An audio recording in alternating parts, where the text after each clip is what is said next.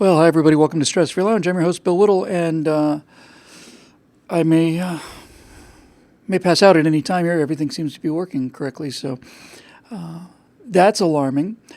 I hope everybody had a great New Year's. We had a terrific New Year and had a Russian New Year, which is really kind of fun.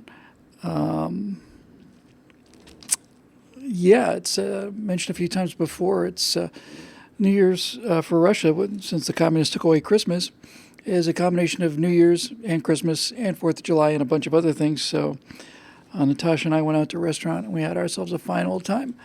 And took one of the best pictures of us ever taken, which I guess I'm going to have to send in next time, unless I happen to have it on me. I don't think that's likely. But in any event, it was a great day and a great night, and here we are in 2018. Raise your hand if you didn't think we'd get this far. I remember clearly growing up in the 70s and 80s, mostly in the 70s, that I did not think we or anyone else was going to make it, to the 21st century, let alone, practically. Well, we are 18% of the way through. Or is it 19% or 17%? Because zero doesn't count. It's either 17, 18, or 19% of the way through 2000s. And we're still in one piece. We're still afloat. So that's good news. We'll take what we can get. Just a couple little updates on what's been going on the other side of the tracks here. Been doing a lot of work last couple days on something. I am going ahead on this game thing. The more I talk about it, the more I think about it, the more realistic. The more important, rather, I think it is. When we put this demo together, we are going to start by the sales demo for this game idea. Excuse me one second. And we are going to start with something that I'd love to tell you it shocked me. It didn't shock me so much. It shocked Natasha. It shocked my friend Fritz. Shocked a bunch of people. And so we're going to start this thing off with just a montage of people basically just being murdered on the street. The worst offender for this is Grand Theft Auto, but it's by no means the only offender. So I am going there somewhere with this. Just you'd think I would have had time to get this shot in place, but since I didn't, we're going to see if I can get this audio going. You get the idea. Hey, there you go. So here's the deal. So we start off with this montage of Grand Theft Auto. Now, I have never played really Grand Theft Auto. But Grand Theft Auto is a computer game where basically it's what we consider a sandbox game, and that means that the computer is not guiding you through a story. And some of these first-person shooters like Medal of Honor or something like that, or Battlefield series, you jump into the game, there's a animated sequence called a cutscene. It sets you up under the first kind of level. You kind of walk through the level. In some games, like I said, on like Battlefield or Call of Duty or things, they're actually very limited in terms of where you can go. Kind of walk through the adventure and you get through what you're doing. And then there's another animated cutscene takes you to the next adventure and off you go. But I'm not too much interested in that. I'm interested in sandbox games. And sandbox games are where the computer is basically refereeing the laws of physics, essentially. It's probably the best way to think of it. It's just basically enforcing the laws of physics. What happens if you fire a weapon in this direction, it hits something, how much damage does it do? It does gravity and walking and all the rest of it. Now, one of these games is called Grand Theft Auto, and as Bone Canoe points out, there is a story, I don't know if he's talking about Grand Theft Auto. In any event, I should have had this loaded, but in any event, there's multiple, and I mean when I say multiple, I mean hundreds of collections of people just getting gunned down in the street. And since Grand Theft Auto 5 takes place in Southern California, They're getting gunned down in the streets in Venice Beach and at Santa Monica. And you will see at the beginning of these videos, because I'm trying to make the case, right? I'm trying to say, look, we got a real problem as a society. And the problem is there's a bunch of young people out there who don't have any real friends, never really formed close personal relationships. The only friends they really have are in the games. It's not the same thing, and we all know it. And then this is what they're doing. And this isn't for points. It isn't to achieve anything. It's just walking down the street and just murdering people to watch them fall down.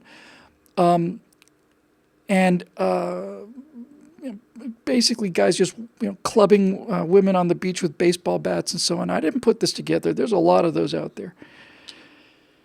And one of them, I want to just basically do a freeze frame and say that window right there belongs to Casa Del Mar Restaurant, and I've had dinner in that place. So this is what's going on out there. A lot of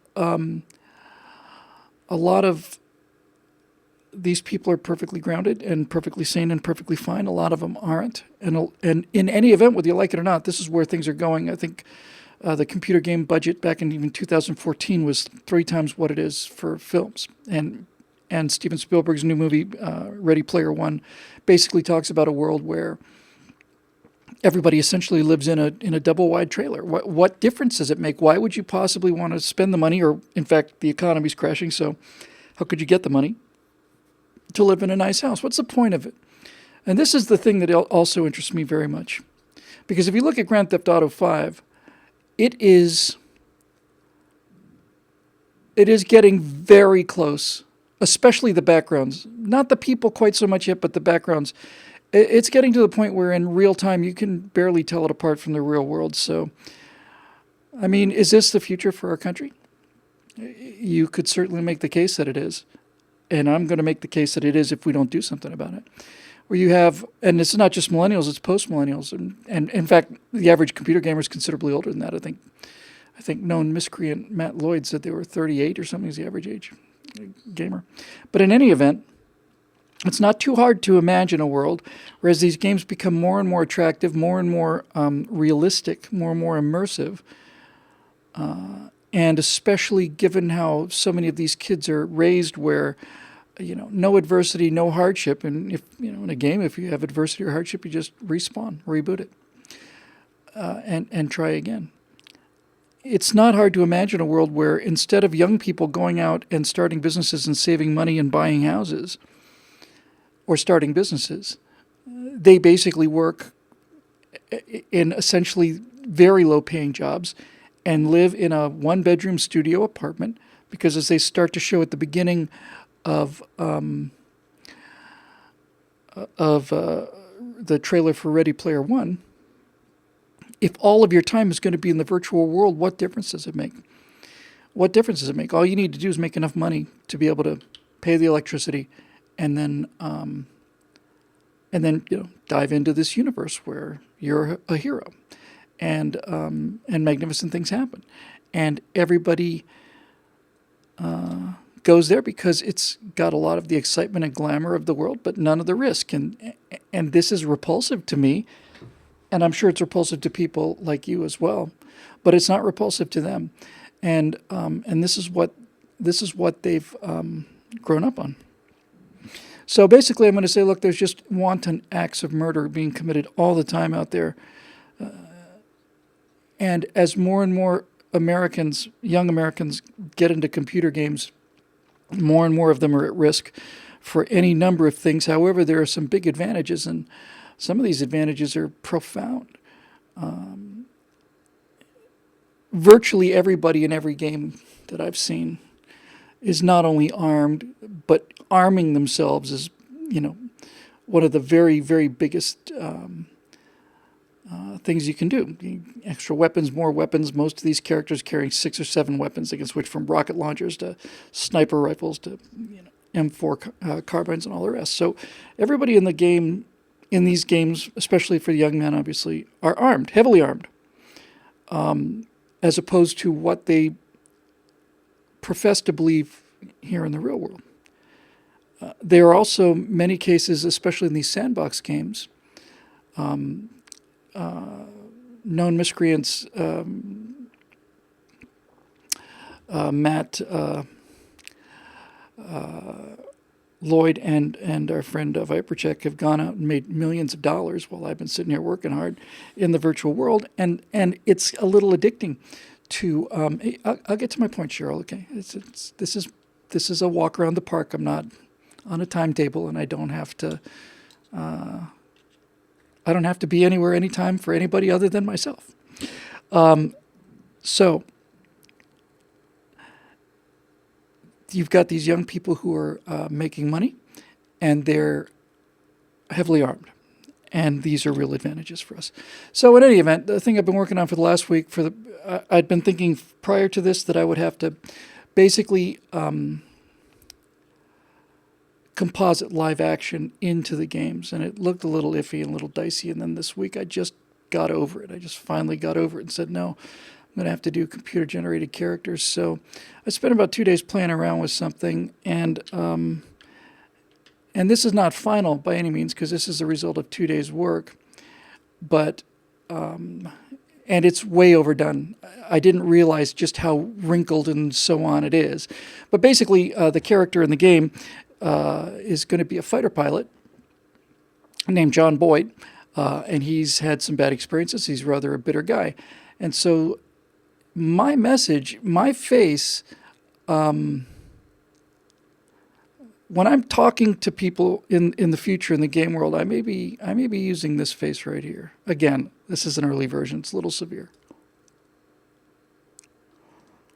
But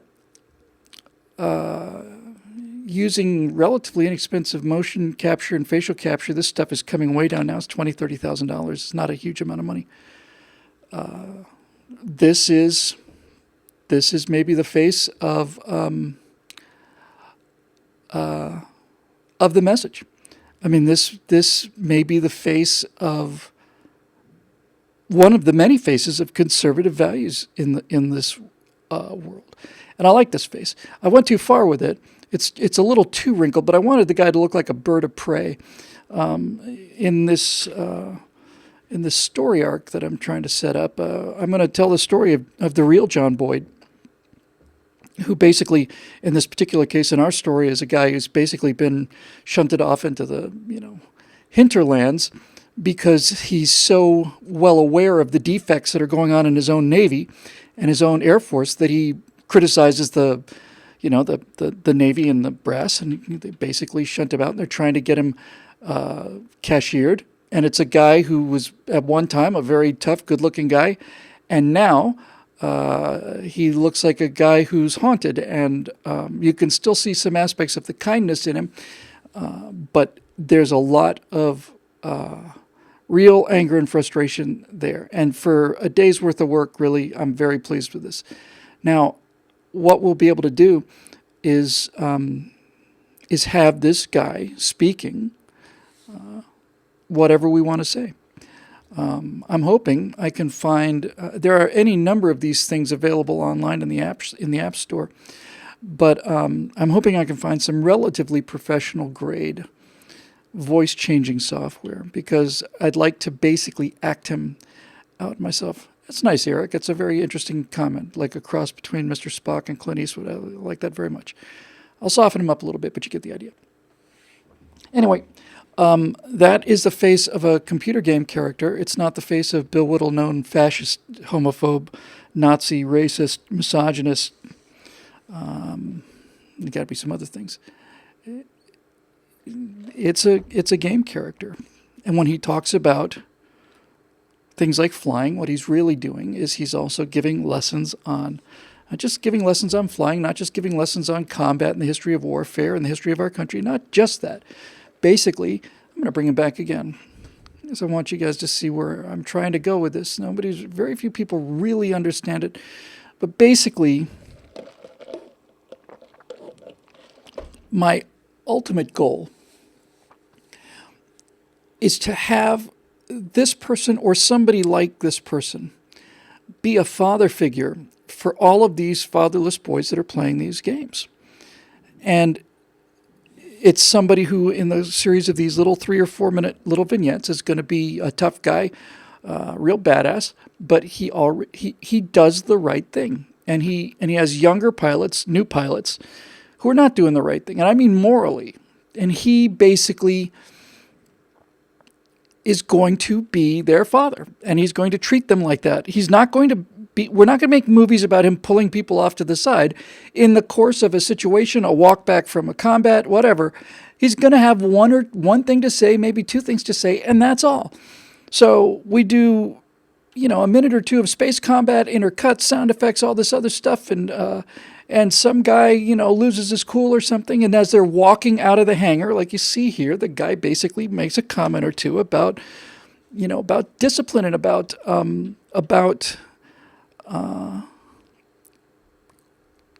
controlling your emotions, and I just think this is going to be the best thing since Rio Bravo. So in any event, I am very, very surprised at how well this rendered. And when I was working on him, I didn't have anything like that kind of detail. I just need to soften him a little.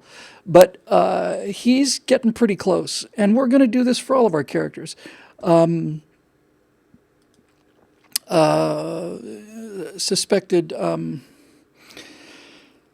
Suspected serial pervert Matt Lloyd has a character, well-known, denizen of dark places. Viper Check also has a character. I'm going to work on them next, and they're going to talk. And my goal is, I'll keep doing what I'm doing, have no fear. But my goal is to maybe take this room off to the right, which I don't use much anymore with the exception of the table, and turn it into a little motion capture studio and put out one of these a week or two, and grow an audience. In any event, that's basically what I've spent my time doing. I'm very, very, very fond of that image. I was shocked that it could be that good. Now, in the game, they'll be able to talk over the game, but the game animate one more time, just because I love it so much. The game in-game animation is not going to look this good for a while. And when I say for a while, I mean probably a year or two. In 2 or 3 years, 5 at the top end, but probably more like 2 years, people will be able to play this game with characters that look like this realistically, and talk to each other. And then in 5 years, you won't be able to tell you're talking to a computerized character. It'll look like a real person in a real set. So in any event, that is it. And actually, J.C. Pershing says if he gives a 3-second smile in a 4-minute segment, that will be the softening. We're talking about softening him up a little bit. That's exactly right, J.C. If this guy is hard to please and demanding and requiring your best, like good fathers should, then having him smile or pat you on the back, it's a big deal. And this is where I am right now. More and more people are going into the virtual world. Somebody else, I've contributed to it perhaps more than I probably would want to admit to, but certainly not the lion's share, of $165 million has gone into the creation of this universe. $165 million. Which means that I have access to $165 million worth of effects, background sets, locations, all of it, where more and more Americans are spending more and more time. And I am, by God, going to be in that space or not. We're going to be in that space or we're not. But nobody is doing this. No one. No one's even talking about doing this. And if it works in Star Citizen, it'll work in other games as well. And just to give all the rest of the pitch away while I'm fired up on this subject, the question is, will this work? I'm going to go to it for a 4th time because I like it so much. So the question is, if you have a series of movies and a series of games and so on, and you've got an ongoing storyline about honorable people doing the right thing. Now, this guy doesn't look like a pushover. He doesn't look like George Will to me. So if this guy is an honorable guy and he does the right thing, will it matter? Will it matter in the game? And if people can do it consistently in the game, will they bring it into the real world? Well, I'll tell you what my model is for all of this. And it's very simple. My model is, yeah, thank you, Eric. I'm thinking I'm going to change him like very, very little, if at all. I'm starting to really, he's really growing on me. He's got a haunted look about him.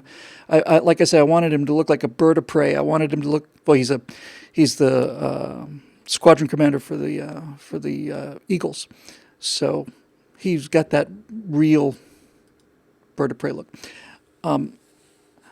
But my model, my real world model for this entire theory is very simple, and it's the guardian angels. For those of you who either don't know who they are or who do know who they are, maybe just want a little refresher course, before they decided to put a Republican in office in New York City was the murder capital of the world, and it was a pit. And if you've been to Times Square recently, and only recently, you have no idea how vile Times Square used to be. You can walk through Times Square now at 2, 3 o'clock in the morning without a moment's fear. There's so much lights. There's so much going on. It's wonderful. It used to be a pit. And New York City was a pit. And the subways were very, very dangerous. Another excellent point by Dave Big Booty. Dave, you've nailed it. I just this second realized that Dave Big Booty said he looks like a young John Brown. He does. If you look at John Brown, the guy who basically tried to take over Harper's Ferry and start the Civil War, he has a very, very similar look to this. Very similar look to this. All right, thank you for mentioning it. Because the young John Brown has a strange light in his eyes. In any event, guardian angels. So here we go. You've got all of this crime, and people in New York City would basically take 20 or 40 bucks with them, keep them in their front pocket, so that when they got mugged, not if they got mugged, when they got mugged, they'd give this guy the money on. So people were getting mugged everywhere, but they were especially getting mugged in the subways all the time, and they had people were terrified, but you had to go. You had to go to work. You had to come home from work. The subways were a terrifying place to be because they were filled with young thugs, young males who were violent and prepared to fight. And there you go. And one of these former gang members named Curtis Sliwa realized that what these young men needed, not wanted, they didn't know what they want, and they didn't know what they needed either. But he did, because he was one of them. And Curtis Sliwa realized that these young thugs who were terrorizing people, what they really were missing was they were missing a purpose. They were missing a purpose in their lives. They were criminals because what difference did it make? Is that going to affect their entrance into Harvard? No. They had nothing other than each other and the brotherhood of the gang, but they had no purpose in life, and so they were basically nihilists who just beat up old ladies and took their money and didn't care what happened to them. Didn't care what happened to the old ladies, didn't care what happened to themselves, didn't matter, nothing mattered. It was just horrible. And Curtis Sliwa comes along and basically says to these people, there is a purpose, and here's the purpose. Instead of preying on these weak people and these old people and these innocent people, instead of being a predator to them, you're going to protect them. And you're going to make sure that other people don't harm those people. That will be your purpose. And I'm sure on some level, many people said, many of the people he talked about this, well, what do we get for this? In exchange for what? You want us down there not robbing people? We just make money robbing people. You want us down there not robbing people, stopping other people from robbing people? Are you going to pay us? No, of course we're not going to pay you. We don't have any money to pay you. Well, what do we get? And the answer is, you get a red beret. And that's all it took. All it took. Because then, these young men who had been predators had been given a responsibility and a higher calling and a red beret. And they knew what was expected of them. And so they stood there by the trains and at the entrances and so on. And if anybody came in there and started to mess around, looked like they were going to take some little old lady's purse, they would just get in the way. And if they stayed at it, they'd fight because they were used to fighting. And overnight, he just flipped it. He flipped it. It's the most miraculous thing I personally have ever witnessed in my lifetime. He flipped them. And that tells me that they're not only easy to flip, they want to be flipped. They want it. They want purpose, and they want meaning, and they want role models, and they want father figures. They want someone to show them what to do. And this is not the face that's going to do that. This is the face that looks like it can, tie his shoes half the time. But this face, in a game world, is a severe face. And if you get approval from this face, that's a big deal. And I am telling you, it's going to work. I am hoping I can convince other people that it's going to work, but I know it's going to work. So that's the plan. And I really enjoyed making this 3D character, and I'm going to do more of it. We're going to do some high-level... I hope we're going to do some high-level motion capture and basically produce video game characters that are way above the level of what the game is actually generating right now. And that ought to get a lot of attention too. So that, my friends, is what I have been up to for the last couple of weeks. And so the initial half hour of conversation and general... malarkey has come to an end, and we can get on with our questions again for a relatively short show tonight.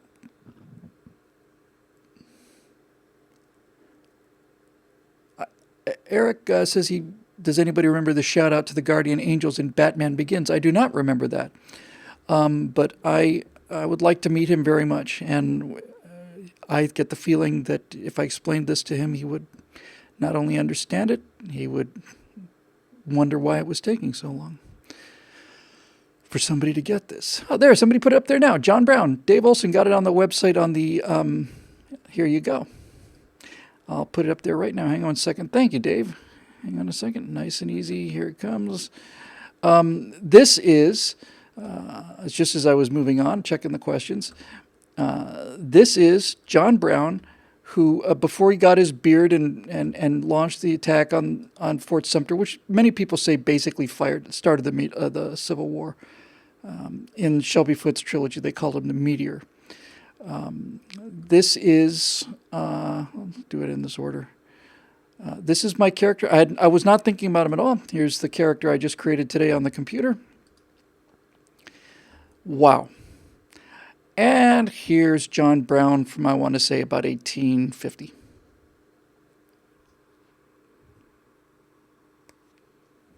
Pretty amazing. That's actually really quite remarkable. And thank you for catching it, Dave, because that really is... That is actually quite shocking. I have to tell you, that is quite shocking. In any event, those guys are faces that you look like you could, believe in. Thank you. I said Fort Sumter. Thank you, Dave Big Booty. It was Harper's Ferry. He tried to take over the arsenal at Harper's Ferry and launch a slave revolt, and he had some people with him, and they surrounded him, and the officer who basically led the attack on John Brown's all holed up in Harper's Ferry. This is several years before the Civil War. And he's got some slaves in there, and he's got the arms, and he's surrounded. And the officer in charge of getting John Brown out of Harper's Ferry was a captain, I think, young captain by the name of Robert E. Lee. And John Brown was hanged, and things went downhill from there, as they often do when you're hanged. Anyway, thank you for that, Dave. That's really cool. I was really quite shocked by that. All right, so let's see what we got for today. All right, there we go. Looking at them in order that I see them here in Facebook's magical formula. Aloe Conson, sorry, Aloe, says, is there a Stratosphere lobby at the entrance to the Stratosphere Lounge? If so, do you need a bouncer? Well played, Aloe, absolutely. Vipercheck decides to show up now after all of the things that he should have been watching in order to get up to speed. My God, what will we do with these boys? There is no troposphere low. Well, I'm see. I didn't really want to talk about it because it's not something that's easily explainable. But essentially, it's better not to think of it as a lobby so much as as an airlock.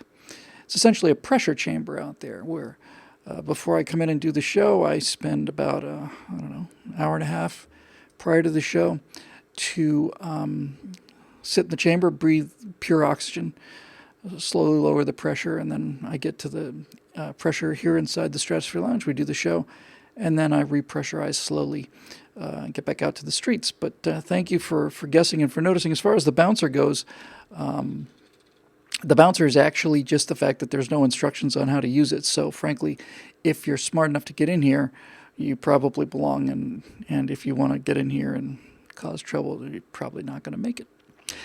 That was cute, though. Thank you. I will not forget that. Karsten Mueller has a question. Since our schools, colleges, and universities do not teach our kids or teenagers critical thinking, how can we animate them to do so? Any thoughts or ideas? Yes. How can we animate them to do so? I'm going to go for 10, I guess, because I think one of the ways that we animate them to do so is by animating people to do so. All of this stuff is coming to me quickly, and I'm going to get to the specifics of your question for a change. But it's 2018. I started doing videos in 2008, so I've been at this for 10 years now. And not only have I changed, not only has the world changed and the messages and so on, the audience has changed, and not just the audience, the entire focus, the entire spotlight, the what's the word I'm looking for? Like the cultural epicenter, the pulse, is in a different place now. And part of this recent scarcity of firewalls is a realization that they are not as effective as they used to be, and I've also done 300 of them. But they're not as effective as they used to be. And every day it gets more and more like this. And every day I find more and more that we need to dramatically shorten the content. And we have to do something to hold people's attention. And that means doing to them what they've been doing to us for so many years. Karsten. So if, as you say, if our schools, our colleges, and our universities don't teach our kids or teenagers critical thinking, then how can we animate them to do so? Any thoughts? This goes to some of the things I mentioned with story in the last right angle. Now, last week, directly related to this, last week, Scott pitched a show wanted to do his right angle segment on The Greatest Showman, on a movie, which he liked a lot. And in that segment, we talked a lot about story, and we talked about the power of story and how for any kind of a culture, it's garbage in and garbage out, right? You make movies like It's a Wonderful Life and about good people, and people watch those movies and they feel good, and you create good citizens. It's how it works. I'm sure you remember Oliver Stone's classic, It's a Meaningless Life, and the effect that had on you in terms of making you want to jump off the bridge rather than stay on it. So, story. In any event, Scott did this episode on The Greatest Showman, and he raved about it and said you go see it. And so I thought, okay, great. Well, every now and then we do a right angle that we can just kind of throw away just for fun. God knows Scott has been working so hard forever, and if he thinks he wants to talk about this movie, that's just great. So then 2 nights ago, or 3, I lose track so easily, Natasha and I, 2 nights ago, went to see The Greatest Showman. And so this week, for my right angle topic, I decided I want to talk about The Greatest Showman. Because having seen that movie, I am exactly on the same frequency as Scott Ott. And I will tell you now that I feel a moral obligation to get everybody to see that film. I feel a moral obligation to get people to see it. it's so perfectly made. It's so spectacularly made. And I've got a pretty good sense of rhythm, believe it or not. And you've heard me talk about the safety video for Virgin America and how much I love that, and the music and the percussion and all the rest of it.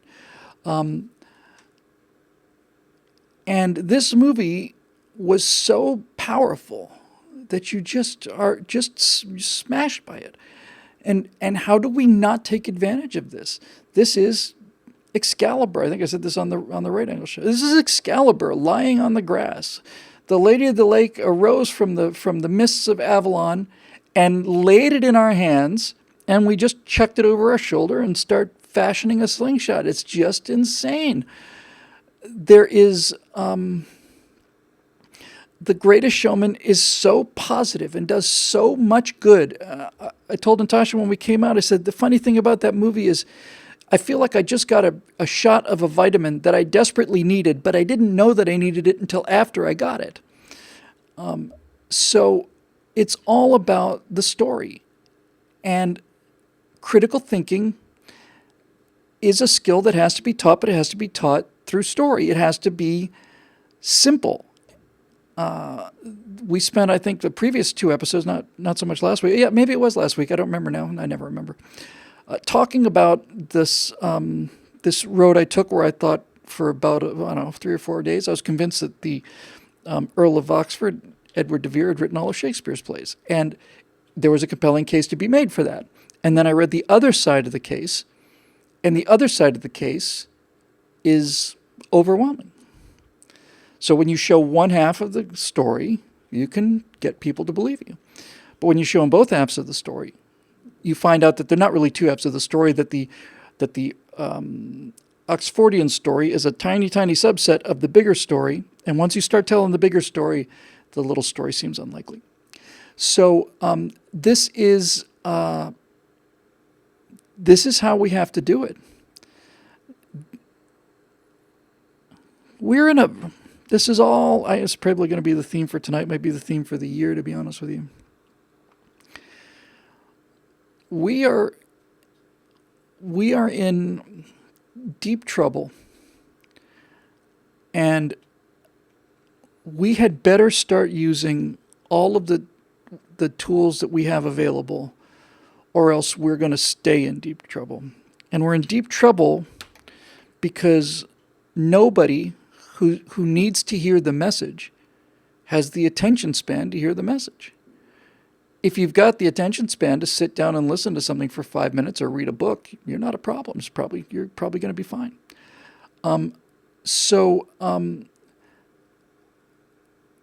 You have to use the mechanisms, and you have to use the tools to reach the audience as it exists, not the way you want it to exist.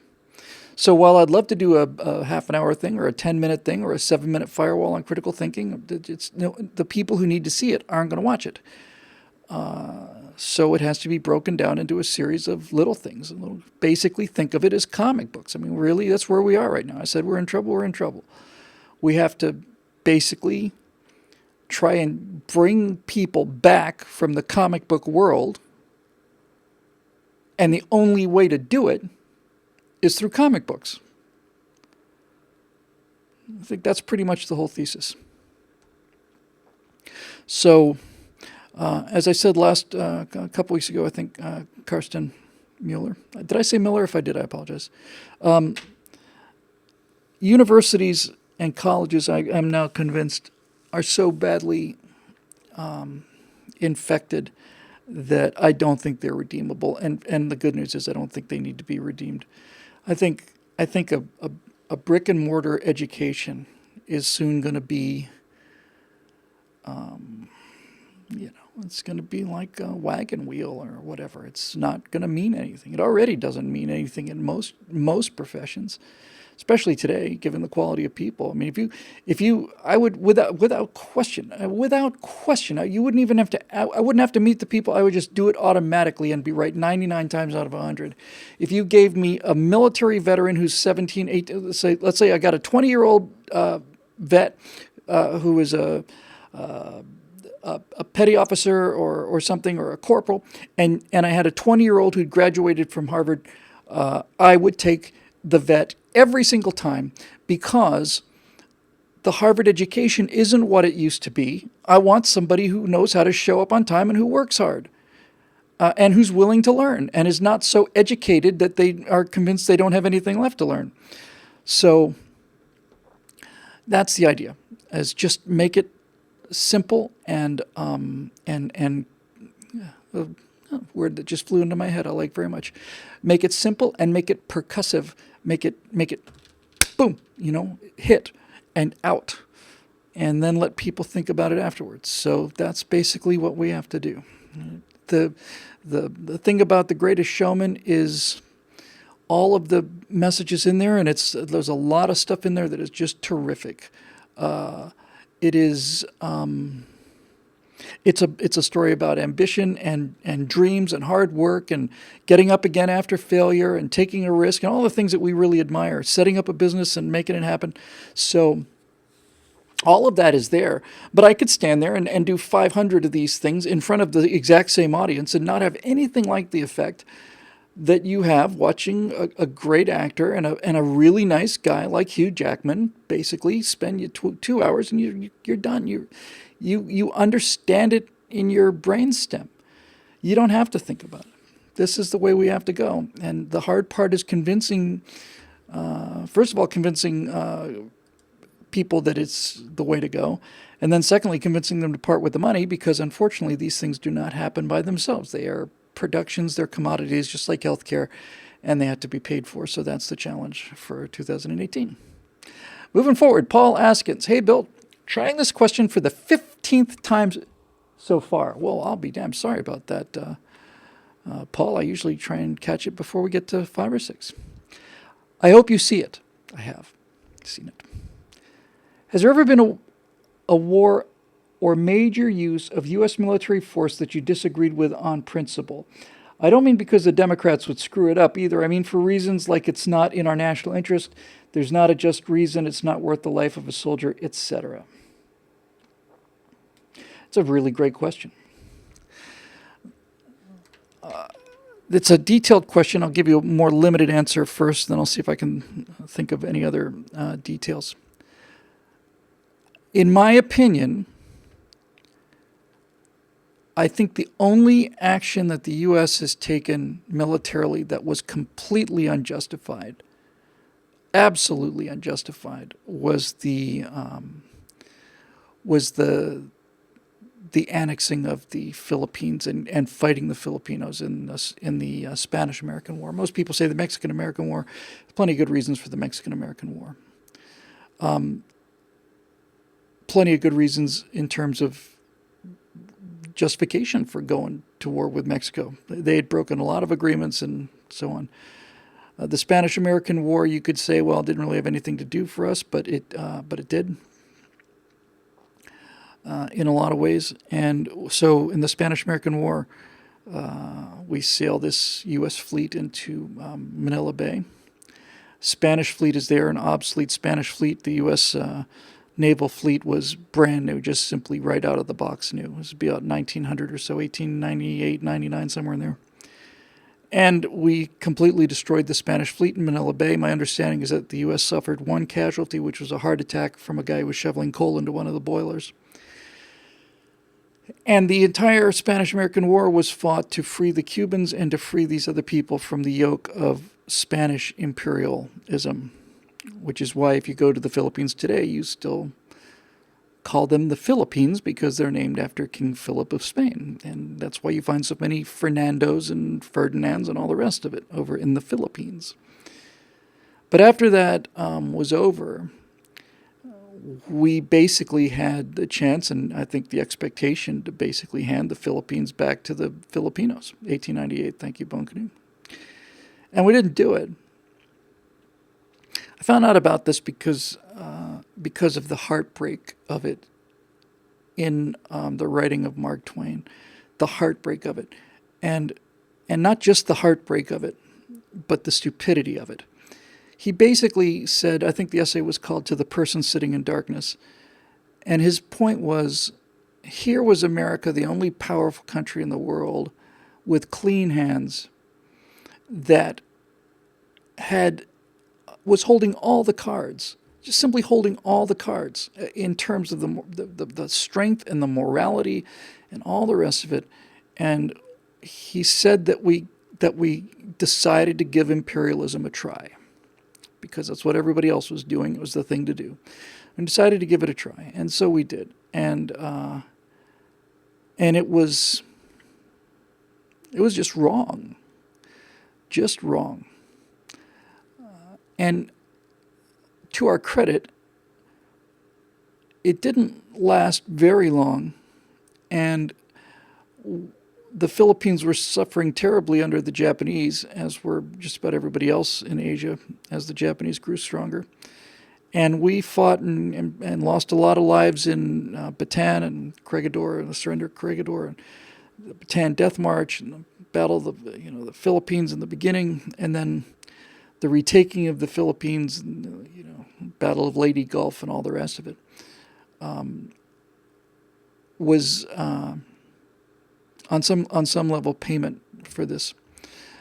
We behaved ourselves a lot better after that. I remember, I think it might have been the eruption of Mount Pinatubo. Was that right? But we had two massive bases. Massive, huge bases in the Philippines. I want to say it was Clark Air Force Base in Subic Bay. I'm sure about Subic Bay. I'm not 100% sure. Clark, I think it was Clark. Enormous bases. And we just turned it over to the Filipinos. They said, we don't want the Americans here anymore. We said, okay, here you go. That's an honorable thing to do. Now, as far as the rest of it goes, well, let's just walk it. Why don't we, Paul? I think we were justified in the Revolutionary War against the British. I don't have much question about that one. There are elements of the War of 1812 that certainly seem to be justification for fighting the British again. I'm sure I'm going to miss one here. The one I think that's probably the most contentious is the Mexican-American War. But the Mexican-American War was pretty much orchestrated by James Polk. And we're coming off of the situation with Texas and a number of other things. So basically, leading up to the Mexican-American War, the backstory is that a bunch of Americans left the United States and settled a Mexican territory called Texas. And they agreed to settle this Mexican territory called Texas because at the time Texas was a republic and provided civil protections like the United States. And these ancestral Texans decided that they'd rather live there and speak Spanish as long as they had this sense of government that they had here in the United States. Well, after they're settled in Texas, Mexico has a dictator installed, and the Texans don't like this very much, so you have the war for Texan independence, and Texans achieve their independence, and then the Spanish are deep in debt and borrow a bunch of money and is lent to them by not just, I don't think so much by the U.S. government, as enormous amounts of credit were given to them in terms of just regular trade and things of that nature, which they defaulted on, and so on and so on and so on and so on and so on. I would say that of all of them, if the Philippine adventure was the one thing I think I'm ashamed of, I would say the Texas one has some definite ambiguity to it. But we did buy a lot of that land, and Mexico just pissed it away. I know here in California there's this whole La Raza movement that's basically saying, oh, Texas belongs to us. This is Mexican speaking. Texas belongs to us, and Arizona belongs to us, and Southern California belongs to us, and we want it back. Well, anybody who's ever been to Tijuana and San Diego or seen the border between El Paso and Ciudad Juarez knows that there's a artificial line that's just drawn on the ground, and on one side of that line everything's working, and on the other side of the line nothing's working.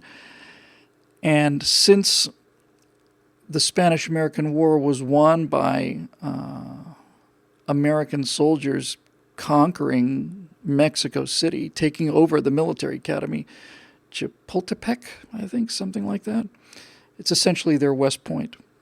And a bunch of young American officers in their late 20s, early 30s, guys named, Braxton Bragg and Robert E. Lee and Ulysses S. Grant and a bunch of these other guys who are going to be major figures in the U.S. Civil War 15 years later, storm the ramparts, basically, and we have the entire country. We're sitting in the Capitol.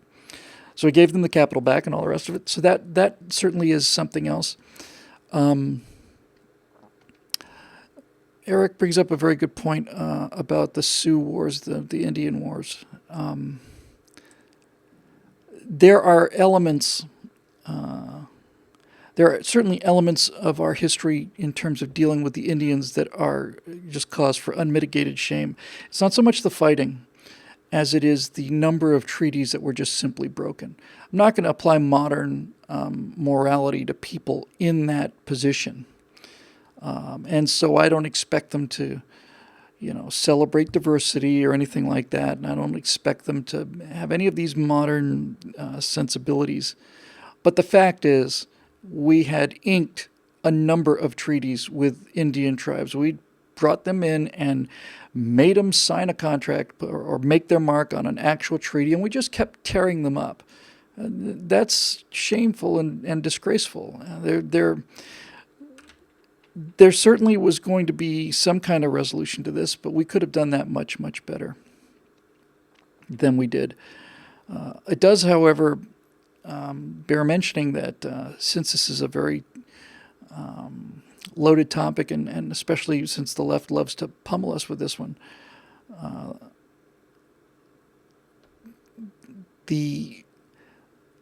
it's not just the Sioux War. Basically the war against the American Indians that began shortly after the arrival of the Pilgrims on the Mayflower and continued up until, I don't know, maybe World War II. Certainly by the end of World War I, perhaps somewhere 20s or 30s.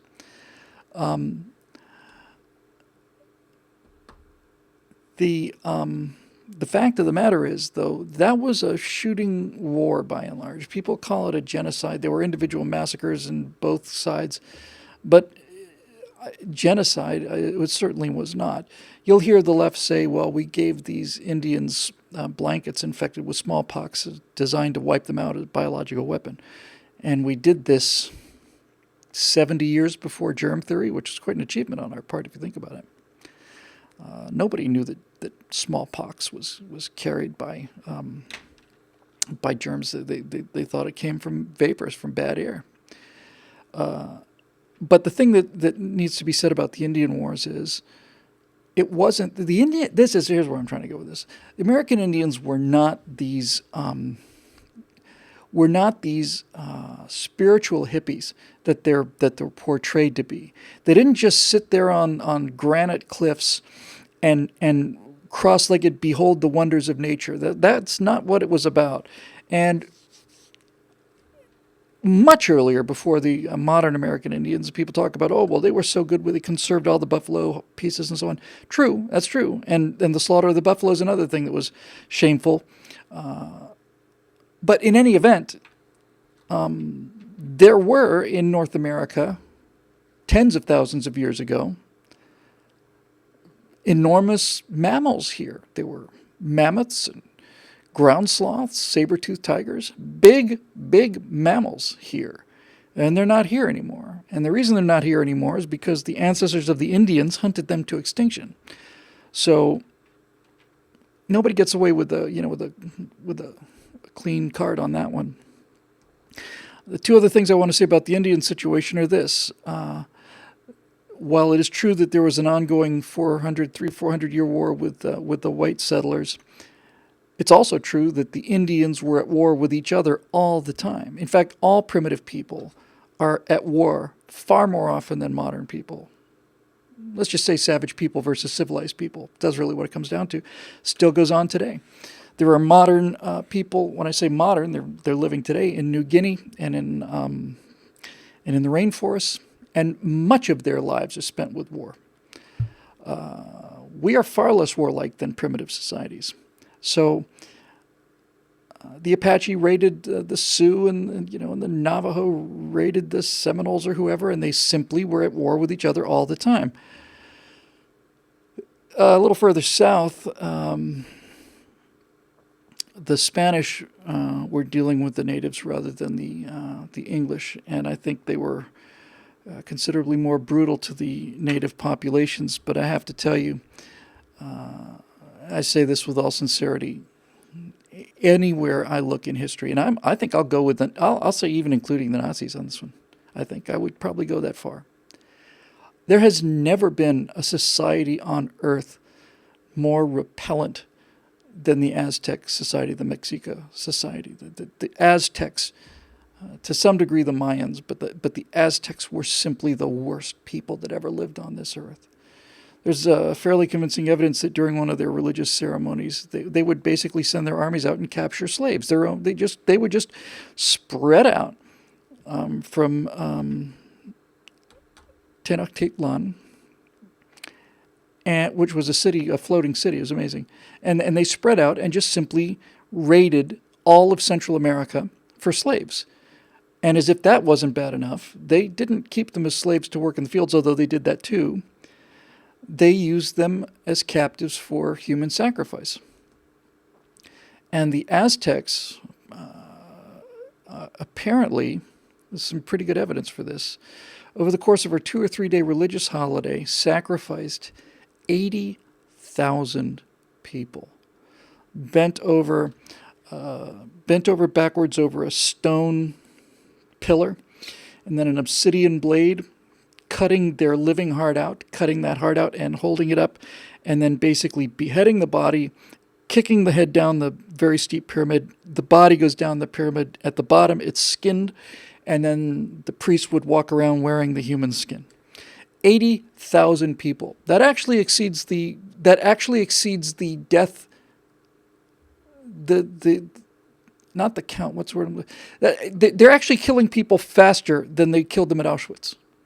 So this idea, like I say, that the Indians were these noble creatures, that were just so perfect for the earth, is a real recent invention. Hey, Bone Canoe got that just about the same time I did.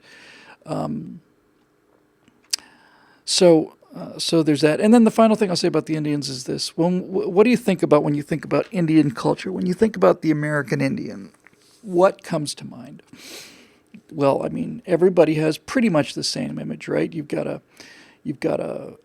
red man on a horse. He's got a headdress. He's wearing, buckskin or something like that. He's got bows and arrows, and later he had rifles, and he's sits astride his horse, and he and his people are moving with their teepees and so on.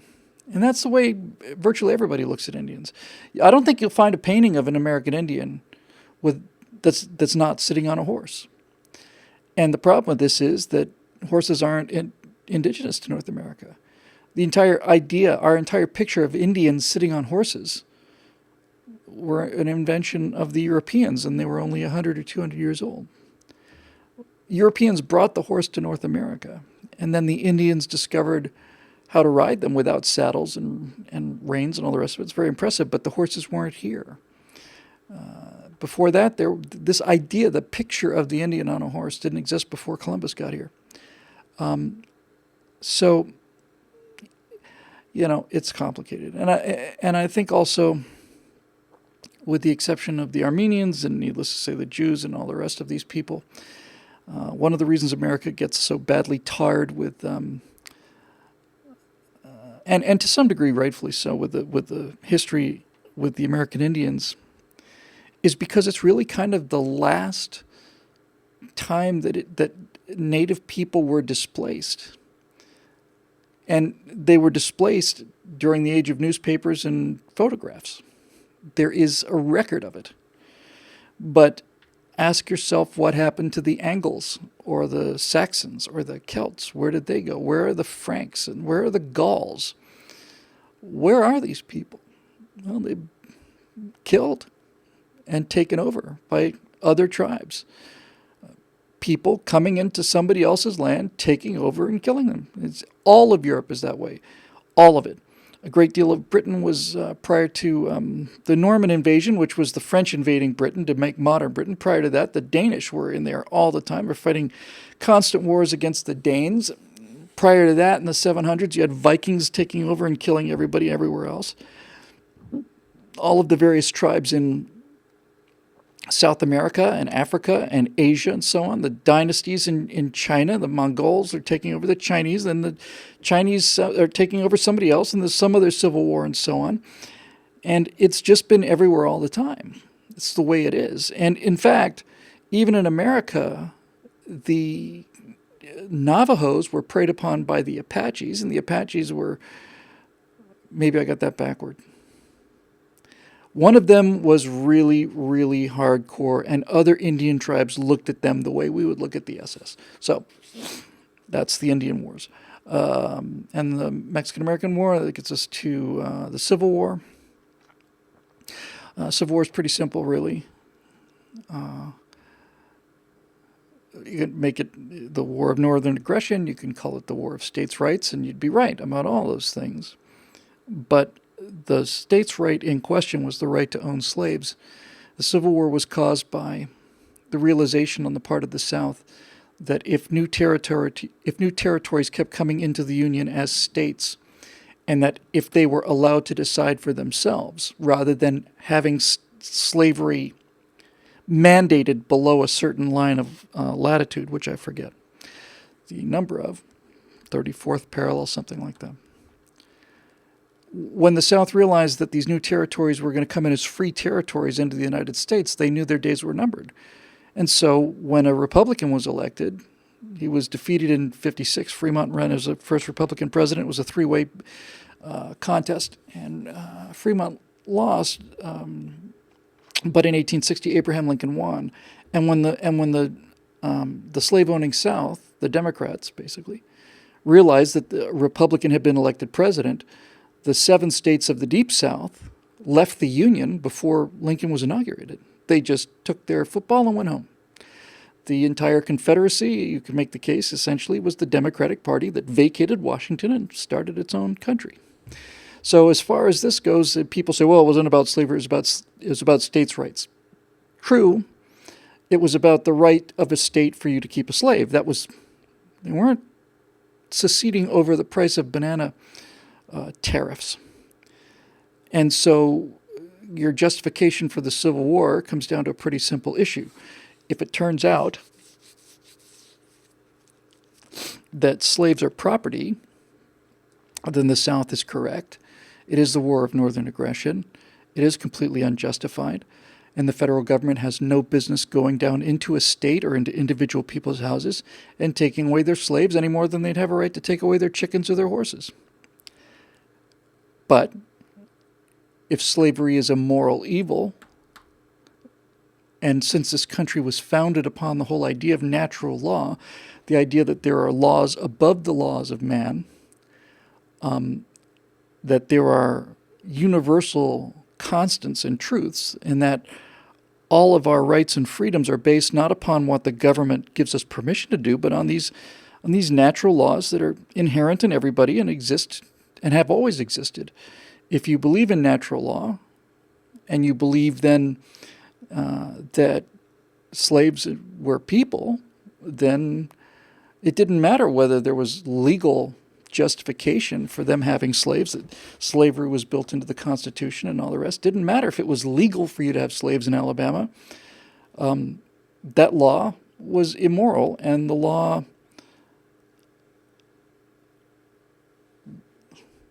was invalid. It was invalid.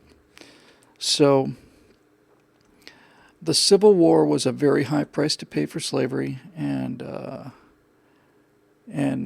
I want to say in the state of Mississippi, something like 25% of the state's total expenditures for the first 4 or 5 years after the war, 25% of all the money spent by the state of Mississippi was to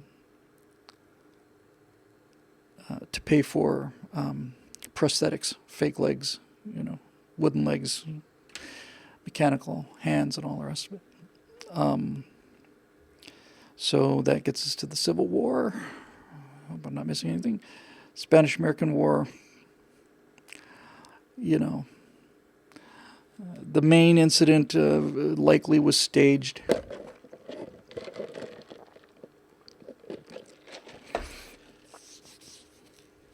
Spanish-American War, in my opinion, looking backward, was really a question of whether or not the United States was going to tolerate a European empire in the Western Hemisphere. And I think whatever you want to say about having it being ginned up, in terms of people getting hysterical about the Maine and so on, sooner or later,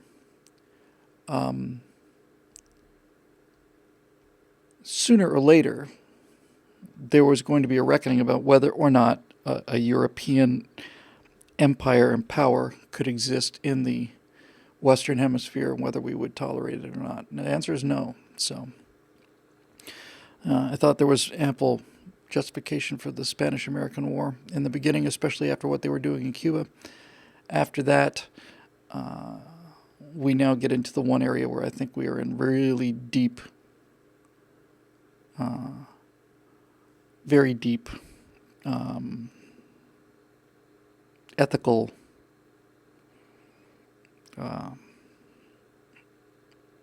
mud. Brings us to World War One. One of the common things you hear you hear this today. You didn't hear it. I'm sure they felt it during the war, but kind of today you hear a lot of bitterness. Sometimes if you're arguing with Brits on the internet, and they'll say, "You Yankees were so late to the fight. You know, you were so late. We were fighting Hitler on our own." I know I'm talking about World War II there, but same is true for World War One. We got into World War One late. World War One started, say, August of 1914, and we didn't really get into the fight until 1917. It was over by the end of 1918. But the whole reason that there's an America is because we didn't want to deal with this nonsense. I think that World War One. I think World War I is the biggest catastrophe in human history. I think the Bolshevik takeover of Russia is second, but I think World War I is probably the biggest catastrophe in human history, because I cannot for the life of me understand what that war was fought about, other than the fact that there had been so much peace and the population pressures were so high and militarism was so high. I'm not saying that it wouldn't have been fought, but nothing came of it. Somebody was once asked, it's a school, a journalism school, and the assignment for the journalism class was to write the most shocking headline you could imagine. And this was probably in 1930 or something, before World War II.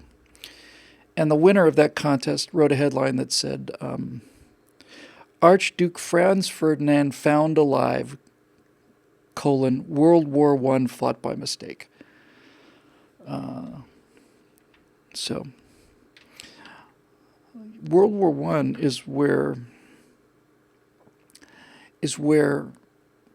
we lost our confidence in ourselves. The British particularly lost the flower of their generation, and so did the French and the Germans. But prior to World War I, things like even the Titanic, which was certainly a wake-up call, were considered flukes. Prior to World War I, people thought that humans were capable of anything. We'd just build bigger machines and do whatever we want to, and there's no end to it. That's kind of where the whole steampunk thing comes from, by the way. If you're not familiar with the term, steampunk is the idea that the Victorians essentially remained ascendant long enough to have things like time machine and space travel and all the rest. So you end up with ray guns that are made out of brass and crystal and stuff, and it's an interesting look. But World War I was horrible. Horrible. They're all horrible, but and nothing more horrible than Kenai, by the way. I think I might just do a whole, or Canny. I always want to say Kenai because it sounds right, but it's Canny. I think I might do a whole Stratosphere Lounge on the Battle of Canny alone, just that. But in any event, morning of July 1st, 1916, somebody blows a whistle, and 15 minutes later, there are 16,000 British casualties. It's, you know, I think the worst day in American history was, single day was Antietam, and I want to say it was 4,000 dead somewhere in that area. And the pointlessness of it, and the just the futility of it. And when it was over, because I've heard people make a compelling case to say that World War I and World War II were not really different wars. It was just basically an intermission between the two sides, and World War I ended so badly and so stupidly that World War II became inevitable. And needless to say, if there was ever a justified war in human history, World War II is it. I don't think there's a clearer example of good versus evil actually in the world, not just as philosophical concepts. I don't think there was a better example of what we call good versus what we call evil than the British and the Americans fighting the Germans and the Japanese, and the Russians sit in the middle of it because they fought the Germans. Germany was beaten. 70 or 80% of Germany was beaten by German strength was beaten by the Russians, and the Russians would be on the side of the good guys there if it weren't for the fact that, with the exception of the war, prior to the war and after the war, the Soviet Union was a horrific place. But World War II, you got death camps on one side and Hershey bars on the other. So there you go. Korea,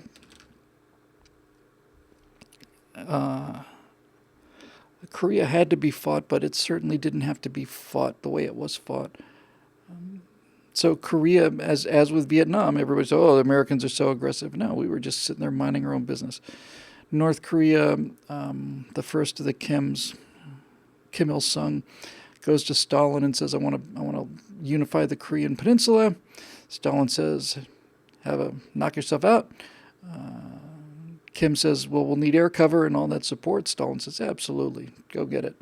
So Kim launches the attack from the north onto South Korea. Stalin reneges on his promise for direct support anyway, supplies them with jets and pilots and things.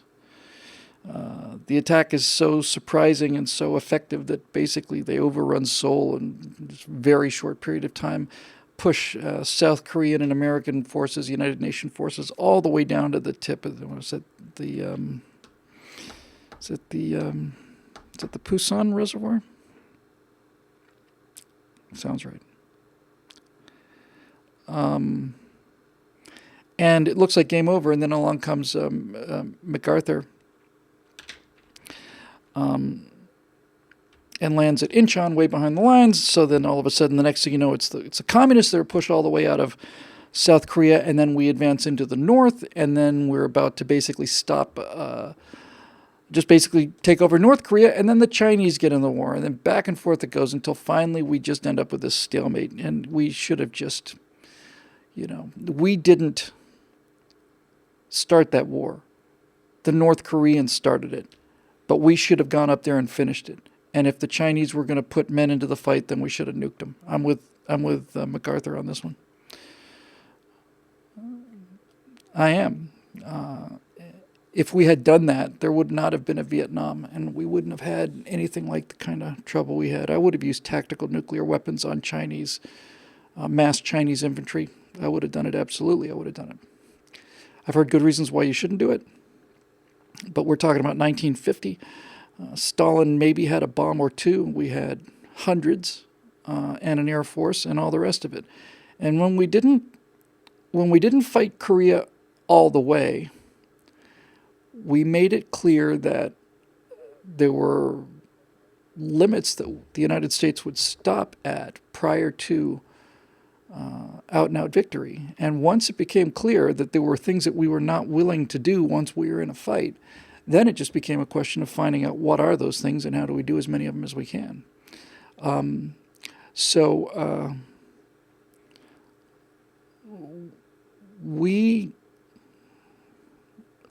We should have made North Korea pay for that invasion with the regime. We should have simply made them pay for it with the regime, but we didn't. And I think we've been paying for that. So now you get to Vietnam. And again, get this invasion of communists. They're fighting with the French. Not really our business. After World War II, we hand them a few bones and so on. It's not our fight. Shouldn't have been our fight, I don't think.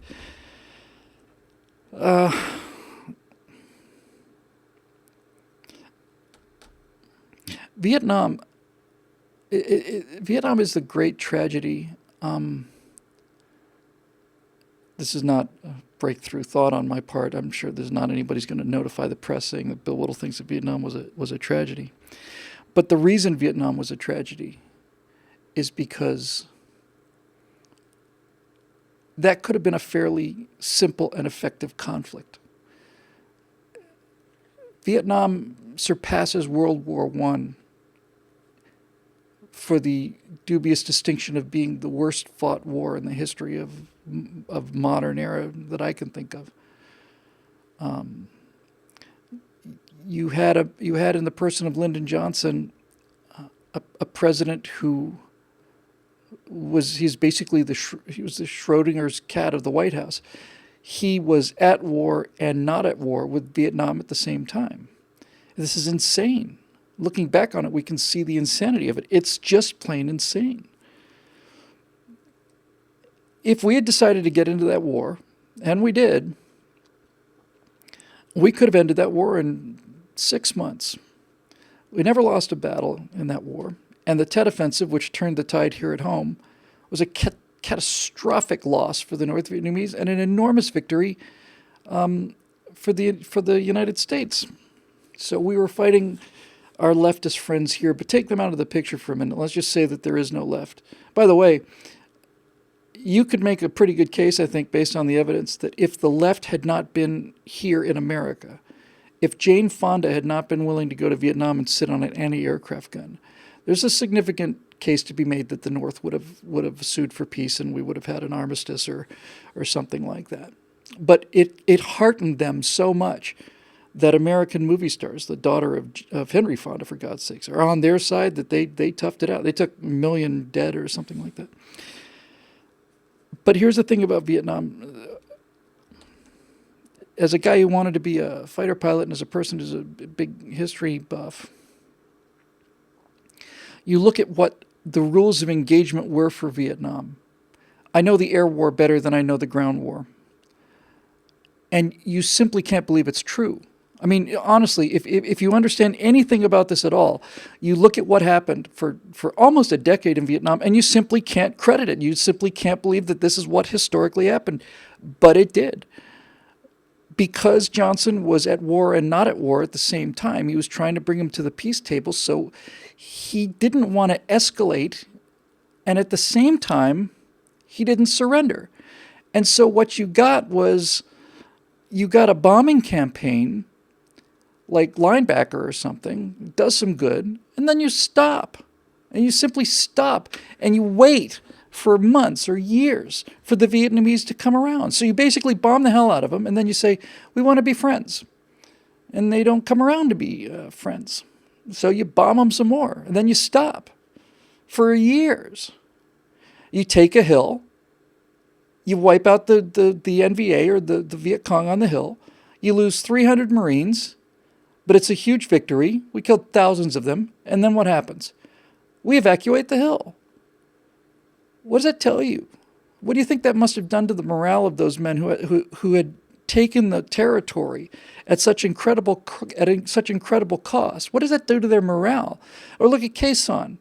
You've got this American fire base out in the middle of nowhere, and North Vietnam decides to make Quai Son the American Alamo. It's going to be a catastrophe. It's going to be Dien Bien Phu. It's going to be where they did to the Americans what they did to the French. Wiped them out and made everybody in America think we got to go home. So you got the entire might of North Vietnam surrounding this one fire base, mostly with Marines. And they completely surround it, lay siege to it. Tet is going on. America's shelling the living daylights out of there. The bravery of our Air Force pilots and our Army pilots bringing supplies into Quezon, and the Marines held out, and they took horrific casualties, and they're flying all these body bags out. But for months, they withstand this onslaught, this nightmare onslaught of people crawling through the wire at 2 o'clock in the morning while you're trying to sleep. And they beat them. They made them retreat. They beat them. Quezon was still there, and the NVA and the VC were gone. And the second that they beat them, they abandoned Quezon. I don't care if Quezon no longer had a strategic value. I'm not convinced that it didn't, but it doesn't matter if it didn't or not. You simply can't do that. The French stopped the Germans in World War I at Verdun. They didn't just simply abandon Verdun after they beat the Germans. They turned Verdun into a holy place. Verdun was sacred to the French after that. So, why? And when you get into the air war, you hear things that simply just boggle the mind. They've got this strike packages. You've got Navy fighters or Air Force fighters coming in from the south, and we're going to hit this installation. Okay. And so they are getting direct orders from the basement of the White House, where Johnson and McNamara are sitting there looking at this giant map of something that's going on the other side of the world. Their information's 48 hours old, if not older. And Johnson is personally picking targets. And McNamara is saying, basically telling the commanders that you will go in there at the same altitude, at the same time, at the same speed. You'll hit the target from the same angle, and then you'll fly out on the same route again and again and again and again and again. And the North Vietnamese must have just sat there and looked at themselves the way I'm looking at myself now. Like, they can't be this stupid. There's something going on. It's got to be a trick. No, it wasn't a trick. We were that stupid. So all they had to do was put in all of these surface-to-air missile batteries and all these anti-aircraft guns, and we're getting guys shot down left and right. We're losing pilots. We're losing missions. We're losing morale. It genuinely, truly is like saying, it's like having an ambassador. U.S. ambassador Joseph Kennedy would have been a fine example of this. Walk up to Adolf Hitler and Erwin Rommel in April of 1944 and say, with our compliments, are the entire battle plans for Overlord. Here's the invasion. Here's where we're going to land. This is what we're going to do in terms of troop supplies. Here's where we're going to put our diversions. Here's what we're going to do for this and this and this. Here's the whole thing. Here you go. And so this went on for 6, 7, 8 years. He wanted to bomb. He could have bombed Hanoi. We were at war with them, but it wasn't declared. So there's another thing, you see. We could have hurt them enough for them to surrender, but we didn't. We were at war and not at war. And the thing that's so terribly, terribly tragic about all of this is that the war being run by Johnson and McNamara and Westmoreland was the worst war in American history. But prior to us leaving Vietnam, after 1968, there's a change of administration. Johnson's out of office. He's not going to run again for a second term. Nixon beats Humphrey. And now Nixon wants to get this war over, but Nixon's not made out of the same stuff as Johnson. Nixon's deciding he's going to basically bomb the living daylights out of North Vietnam and so on. This happened a little later. But they replaced William Westmoreland with Creighton Abrams. And this is the point. This late in the war, I don't know what year it was exactly. I want to say it was around 70, 71. We'd already been there for 5, 6, 7 years in strength. We were certainly at past peak strength and building down. Abrams said, we can end this war in 3 months. How are you going to do that? Well, instead of this constant, we'll take a hill, we'll lose 200 guys, they lose 3,000 guys, and then we'll leave the hill, and then we'll do it again. And this goes on forever. They've got lots of people, and they don't care. He said, we're just going to do what we do. We've got armor. Armor's ineffective against booby traps, and can't drive armor through the jungle where these guys are on patrol or through rice paddies. You can't take tank column through rice paddies. So they've got the Ho Chi Minh Trail. It's just basically a decent little hacked out road between Hanoi and Saigon. and we're going to take our armor and we're going to put our armor on the Ho Chi Minh Trail. And instead of trying to interdict the stuff coming from the south and stop the north from supplying the south, we're just going to roll our ass up that highway, and we're going to stop when we're in the center of Hanoi. We're going to open up the doors to the Hanoi Hilton. We're going to let our prisoners out. And then as we sit in their capital with our armor, supported by air the whole way through, we're not going to be bombing here and there. We're just going to have a constant sheet of aluminum and steel over the Ho Chi Minh Trail, and we're not going to stop until we park in the middle of Hanoi and dictate the terms of their surrender. And he could have done it. And people were saying, well, my God, man, how much more troops would you need for that? And Abrams said, we don't need more troops. We've got plenty of troops here right now. We can do it right now. But instead of having all of this military force doing nothing but just sitting here over the entire country and just slowly being eroded away and thinking, well, we're killing more of them than they are of us. No, it doesn't work that way. Our soldiers are, you just can't do that. Plus the television coverage and all the rest of it. Abrams said, look, you want to win the war? Let's win the war. We can win the war in 3 months. And he could have. And we could have done it in 1964 or 65 easily. And then we wouldn't have had this nightmare. There may not have been, sorry, a little bit of an allergy here. There may not even have been a 60s. The whole left, the whole Weatherman, the whole Long March through the institutions, the whole destruction of the culture and the destruction of the universities, the whole bloody mess, all of it. You could make the case would not have happened if we had had somebody who wanted to win the Vietnam War in 1964 or 1965. Because when people talk about the 60s are not homogenous. The early 60s are one thing, and the late 60s are something else. The first half of the 60s is guys with crew cuts in short sleeve shirts, button down with a clip-on tie, pocket protectors going to the moon. And the second half of the 60s are a bunch of hippies basically, screwing in the mud and going on LSD trips in Woodstock. And that wouldn't have happened, I don't think, without the war.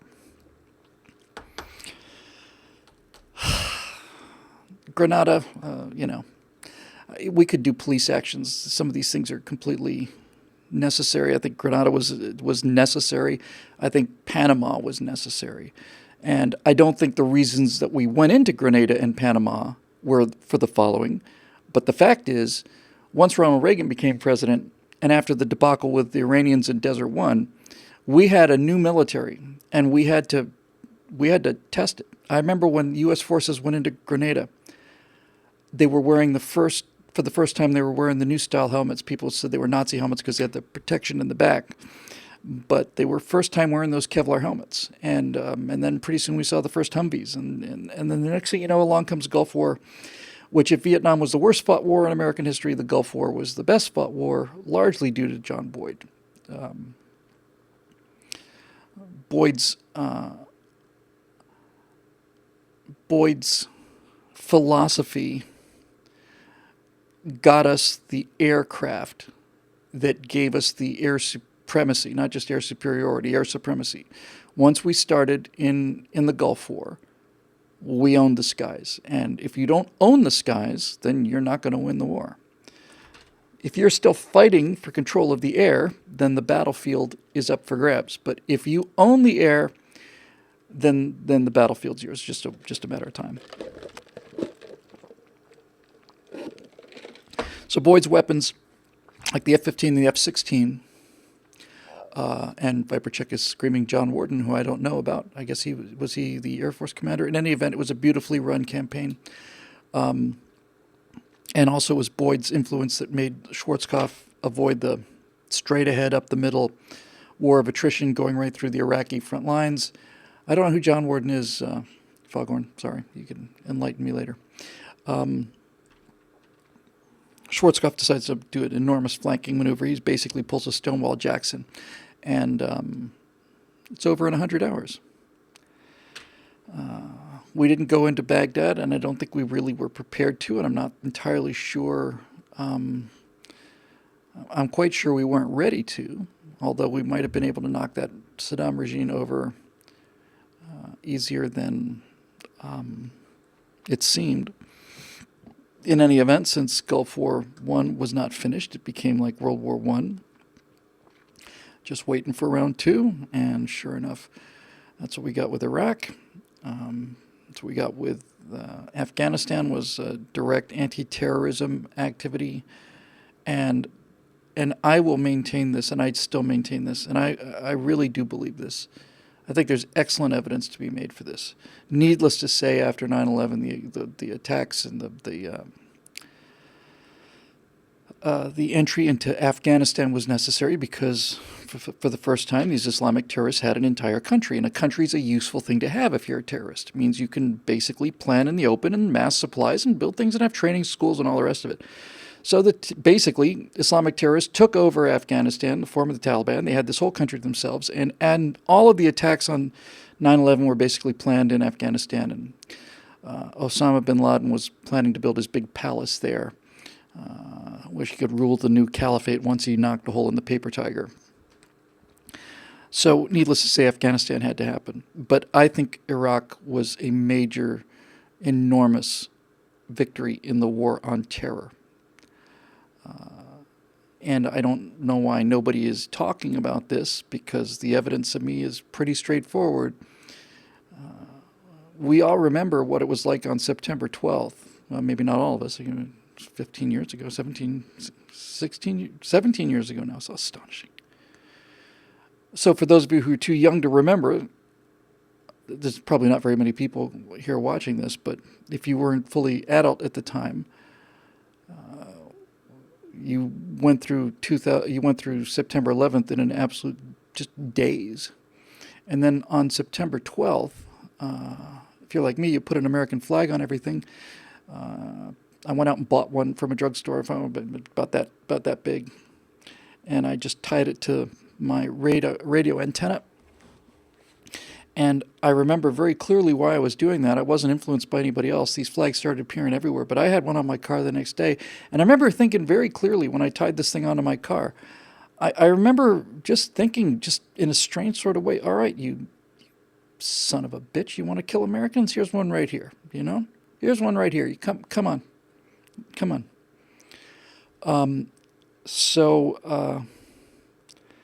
But Al-Qaeda was extremely powerful, and after 9/11, they were recruiting like crazy. Here's a chance to defeat the great Satan. Here's a chance to bring down the Americans who have all of the things that Allah promised us. And they're infidels and all the rest of it. And I don't know what the number is. Somebody ought to give me, and I don't mean any of you, but someone somewhere ought to have a reliable estimate for how many Al-Qaeda fighters were killed in Iraq. Because I maintain that we killed 40,000 of them. And we didn't kill them in the Mall of America. And we didn't kill them in the Capitol building. We killed them out in the sand. Al-Qaeda and Osama bin Laden decided to go all in on Iraq because they wanted to make Iraq into a Vietnam, and they damn near pulled it off too. They wanted to make it into the kind of humiliating, expensive defeat that sent America home for another 20 years, 30 years. And they couldn't do it. And they couldn't do it because our soldiers were too good. And our leadership took a while and suffered a lot of casualties, but we tried one idea and I didn't work. And then instead of going home with our tail between our legs like we did in Vietnam, we decided to try something else, and that something else worked beautifully. It wasn't just more troops, it was a completely different idea. Petraeus and the whole surge thing. And got to give, to the degree that you want to blame Bush for how badly the occupation was handled in the first years, you got to give the guy credit for doubling down. Petraeus' idea was not just that we need to have enough people on the ground to make it clear that we're going to stay, but we have to understand the people we're dealing with. We have to do what Mattis did. I mean, this is exactly how you deal with people like the Iraqis, who are largely tribal, not so tribal as they are in Afghanistan, but people with very, very personal ties to power, people whose entire personal wealth is based on connections and power. These are not These are not British diplomats in striped jeans, striped trousers we're talking about here. These are people that have a certain understanding of how the world works, and they're powerful because they're brutal. And Mattis goes in there with that famous quote, which I'm going to butcher, but basically he says, I come to you with open hands, with peace in my heart, and I'm begging you with tears in my eyes. But if you F with us, I'm going to kill every single one of you. That's pretty clear. And it worked. And for the last 6 months of Bush's administration, there was not a single American fatality in Iraq.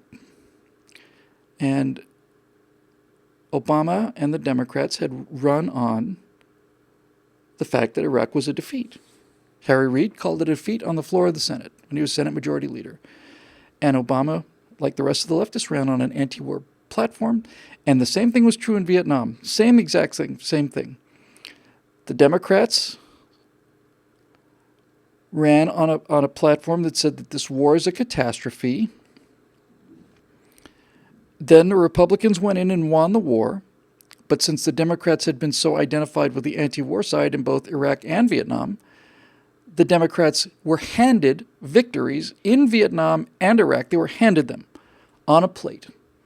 And in both cases, the Democrats sold out the Vietnamese and the Iraqis in order to get the defeat that they had promised everybody. And that those scoundrel Republicans had gone ahead and taken away from them. We'd stolen their defeat. Stolen their defeat from them. Why change society? Who needs hope and change if you're winning, right? You got to be losing if you're going to back the left. So, of all the things I've seen in my life, I don't really remember the Vietnam thing. I knew nothing about what was going on. We sold out the Vietnamese people. But I watched us sell out Iraq. And I don't know how veterans who've been to either one of those fights, I don't know how they deal with it. It makes me sick.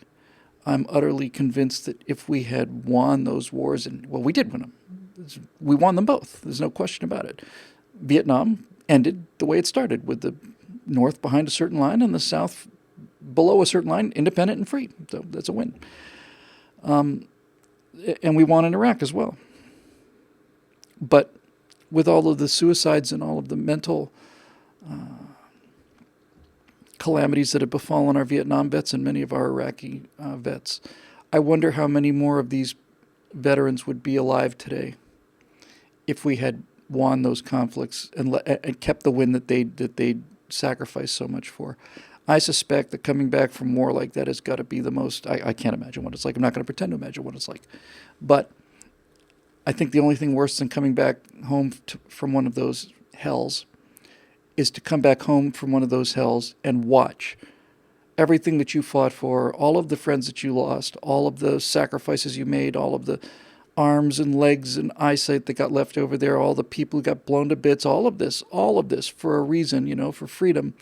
To watch it be given away, I imagine that's going to enormously increase somebody's desire to kill themselves. I just, to that degree, I think Harry Reid and Barack Obama, on some level, I think they murdered those guys who came back and committed suicide. And I think the same thing's true of Teddy Kennedy and the Democrats who had the big sweep in, was it 74? And they gave away that win too. So I've changed my attitude about this. I didn't change my attitude about freedom. I didn't change my attitude about our ability to win these things. And I didn't change my attitude about national security. I changed my attitude about the fact that given the nature of our society now, we would have given up Europe. If today's left had taken over in 1948, 48, let's say that Truman is replaced with Obama, we would have been out of Germany. He would have promised to bring the troops home. They've been there for 75 years now or whatever. And Obama would have brought them home, and the Russians would have taken over all of Europe, and we would have had World War III and probably nuclear war, because they would have given that piece away too. But unfortunately for them, Harry Truman had some guts, and then for 8 years after that, we had, as President of the United States, the man who orchestrated the European victory, although God knows Eisenhower made some big mistakes too. That's not his fault. Everybody makes mistakes. But we didn't pull the troops out, and they're still there. They're still there. So that is a very brief history of the wars of the United States and what I think was justified and what wasn't. Thanks, Paul. We'll do one more, which is a little kind of a downer ending there. From Ian Little. It seems that the 2016 election was a paradigm shift in American politics, especially on the right. The right, as we've known them since the Reagan era, is no longer the right of today.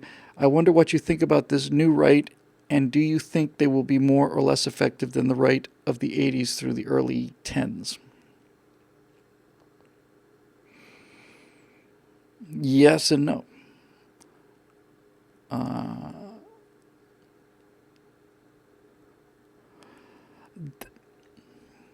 This is a super question.